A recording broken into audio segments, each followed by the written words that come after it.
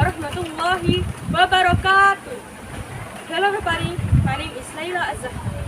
I'm a student at Al-Ma'arif Islamic Junior High School 1 in Sumasari.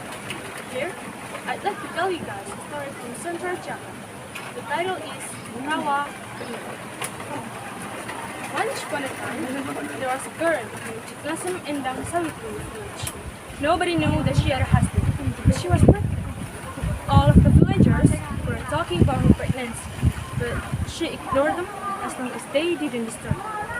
Shortly, she gave birth, and very surprising, her child was a speaking dragon.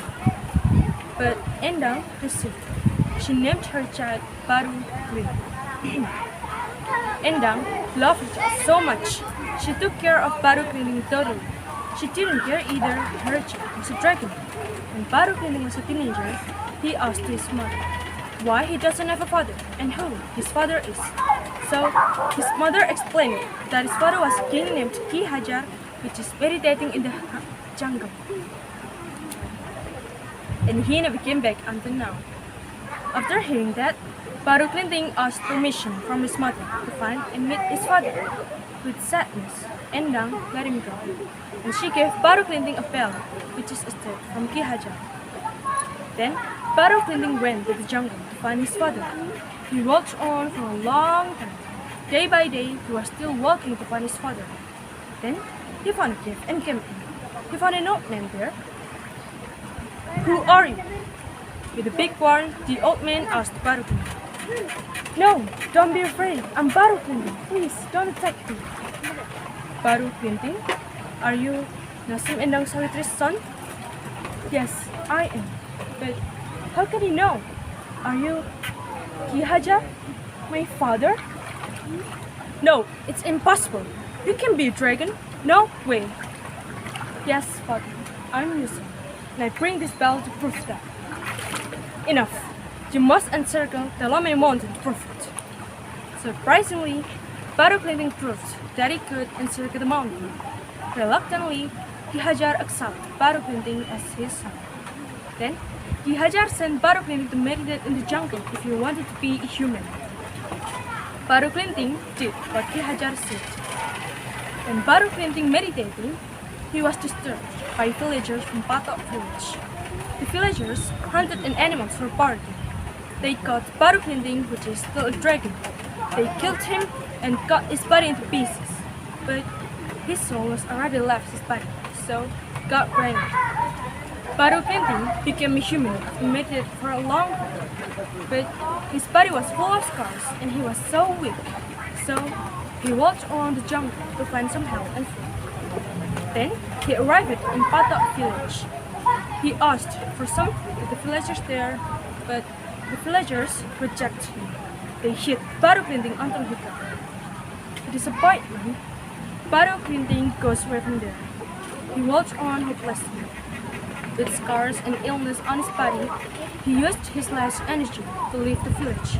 But when he almost left the village, he found an old widow there. The old widow, shocked, watched him. How can a little boy walk alone with scars in every part of his body? So she helped Baru Klinting. She took Baru Klinting to her house and gave him some food. "You're so kind, ma'am." "Oh, it's just a food, son. It's really nothing." "But nobody here wants to help me except me. They're so cruel. They dragged me and attacked me when I asked for some food." "It's okay, son. Don't be angry." Baru Klinting ignored the old widow. He was still angry and pleaded to punish the villagers.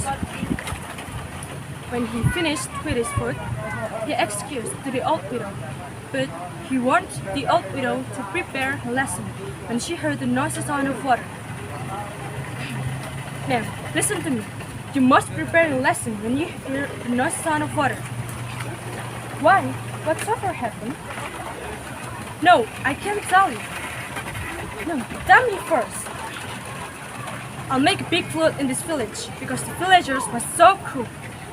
"What? No! Please, forgive my people, please." "No, I can't. They must get punishment. I have to go." Then Baru Klinting went to the village again. He came here to make challenge for all the villagers. He stuck the lily into the ground and asked the villagers there, who can pull out that? Why you come back here? Don't you hear we won't give you food? It isn't about food. I want to make a challenge for all of you. Challenge? What challenge do you mean? Who can pull out this lily from the ground? That's the winner. And now do what you guys say if you want. Baru please. Everyone tried and tried to pull out this lily, but nobody can pull it out. Now it's Baru Clinton's turn. He pulled out the lily without a big effort. Suddenly, the spraying of water out from the ground. The water was so much and washed the Patok villagers.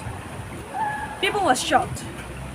They ran away and tried to save themselves from the water, but they couldn't. And there's only one person that was still alive and safe. That person is the old widow, who just gave some food for Baru Clinton. She used her lesson when the big flood has come. Finally, there is Farmer Lake. Since then, it is called as Rawa Bening. Rawa means lake in Javanese and Indonesian language, and Bening made from bening, which means cleanings in Indonesian language. Now, the lake is located in the province of Central Java in Indonesia. That's all the story. Do you guys know the moral value of the story is?